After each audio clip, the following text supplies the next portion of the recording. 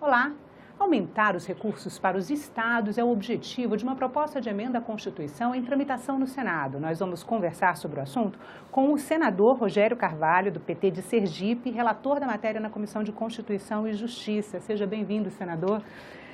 Senador, a PEC 51 de 2019, que o senhor está relatando, aumenta o valor do Fundo de Participação dos estados.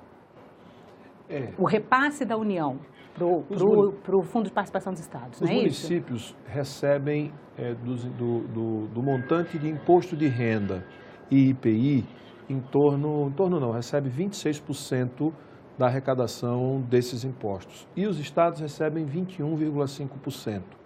Então, o senador Lucas Barreto, do Amapá, apresentou um projeto de emenda constitucional, teve o apoiamento necessário e eu assumi a relatoria em que esse projeto de emenda constitucional passa de 21,5% para 26% o repasse federal para os estados, igualando ao que hoje é feito para os municípios. Isso vai gerar um aumento de receita para os estados, a casa um pouco mais de 5 bilhões de reais anuais, estima-se, o que pode diminuir bastante a dificuldade fiscal, principalmente dos estados de menor renda per capita, porque a regra de transferência do Fundo de Participação dos Estados e do Fundo de Participação dos Municípios está vinculada à renda per capita da população.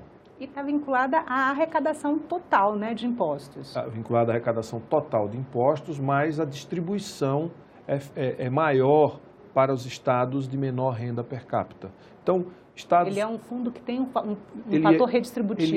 Ele produz equidade, né? Ou seja, ele dá mais para quem tem menos riqueza. Onde a população é mais pobre, recebe mais fundo de participação dos estados e maior fundo de participação dos municípios do ponto de vista de transferências constitucionais. Senador, na justificativa do projeto, diz que entre 1991 e 2013, os estados perderam um percentual grande de receitas federativas de origem tributárias. Que receitas são essas e como que os estados perderam essas receitas? Quando você analisa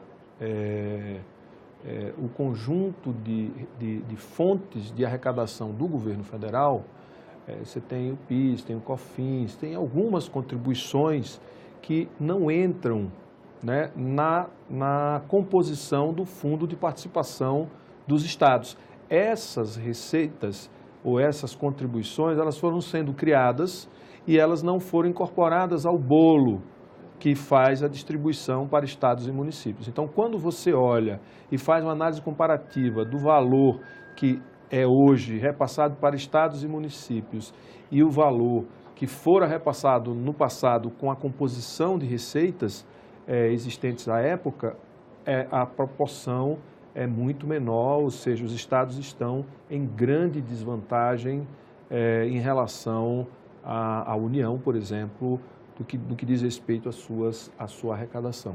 E tem a guerra fiscal, né, que os estados acabaram se envolvendo numa guerra fiscal e abrindo mão de um tributo que é importante, que é o ICMS, mas como forma de atrair empresas e empregos para o seu território e na busca do desenvolvimento, o que também se justifica, mas é um modelo que sacrifica demais a arrecadação dos estados, principalmente dos estados mais pobres. Eu queria voltar um pouquinho para a pergunta anterior, porque o exemplo que a justificativa do projeto traz é o da CSLL, né, Contribuição Social sobre o Lucro Líquido, que incide sobre a mesma base do imposto de renda, mas ficou totalmente concentrada na União. Ela diminuiu a arrecadação do imposto de renda e aumentou essa contribuição e concentrou, ou é outra engenharia que existe aí? A contribuição social sobre o lucro líquido das empresas.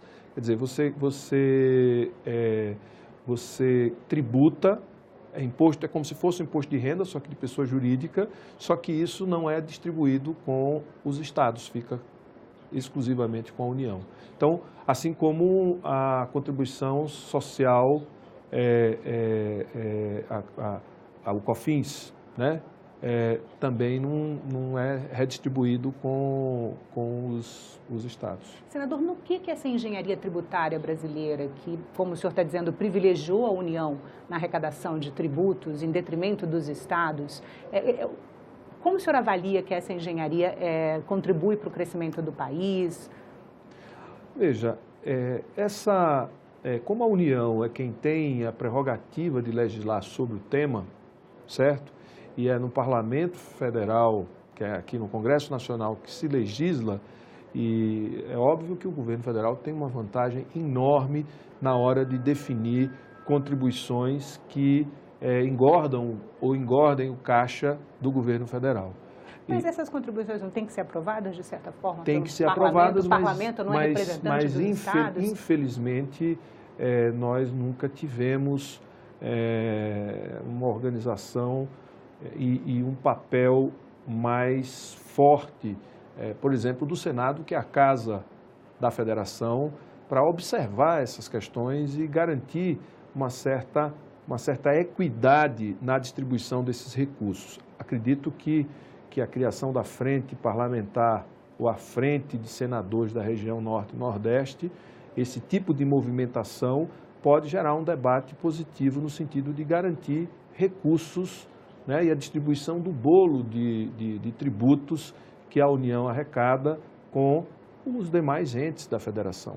E até mesmo estimular que pautas que estão aí há anos sem serem debatidas e discutidas, como a questão do ICMS, se vai ser cobrado na origem ou no destino, se vai ter uma alíquota única, se vai acabar com a guerra fiscal ou não, se vai se criar um novo imposto que no destino é cobrado sobre valor agregado dos produtos que a gente consome. Ou seja, tem vários caminhos e a gente precisa entrar nesse debate para fazer justiça fiscal no nosso país. Você vê, quem compra uma geladeira e ganha R$1.000 de salário, paga 10% da sua renda de imposto.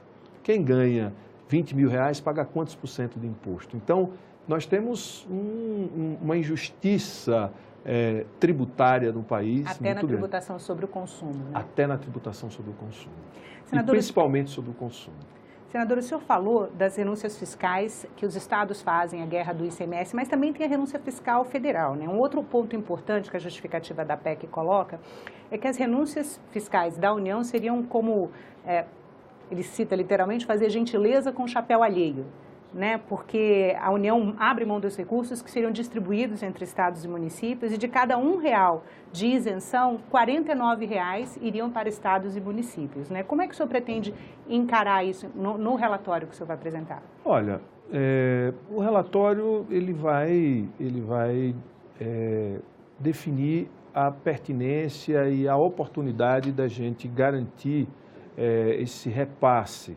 Agora, esse tema de como é feita a distribuição de uma maneira geral dos tributos arrecadados pela União, né, e arrecadados pelos estados, pelos municípios, requer um debate mais profundo sobre a reforma tributária, que não anda porque sempre esbarra no interesse de alguma região, de algum estado, e não há consenso, ou esbarra na falta de recursos para fazer compensação, né, por redução da arrecadação em função da mudança que deve acontecer. O que eu posso afirmar é que essa medida, ou seja, essa PEC, ela consegue colocar mais dinheiro nos estados que têm uma renda per capita menor. Então, faz justiça tributária e não é exclusiva para uma região, é um aumento para todos os estados do país.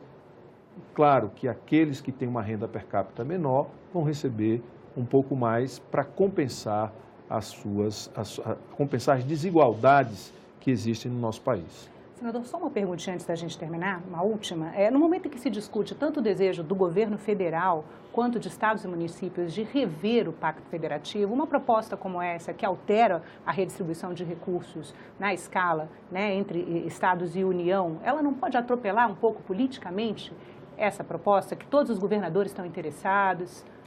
A maioria dos governadores com quem conversamos, eles gostam da ideia do aumento do FPE, porque é uma forma justa, né, de fazer distribuição da riqueza arrecadada. Porque, veja, isso é a distribuição do que hoje é arrecadado, né? Melhorar o percentual de repasse para os estados. O debate da reforma tributária, ele é um debate, e do Pacto Federativo, é um debate longo, que não dá para os estados esperarem até o dia que esta reforma vai acontecer. A gente precisa ter uma solução mais rápida que melhore o desempenho dos estados, principalmente os estados onde mora e reside a população mais pobre do país. Senador, muito obrigada pela entrevista. A gente conversou com o senador Rogério Carvalho, relator da PEC 51 de 2009, que aumenta o valor do Fundo de Participação dos Estados. Se você quiser rever essa entrevista ou assistir outros programas da TV Senado, vai no nosso site, senado.leg.br/TV ou no canal da TV Senado no YouTube. E se você quiser mandar uma crítica ou sugestão, liga pra gente. O telefone é 0800 61 22 11 e a ligação é gratuita. Obrigada pela atenção e até a próxima.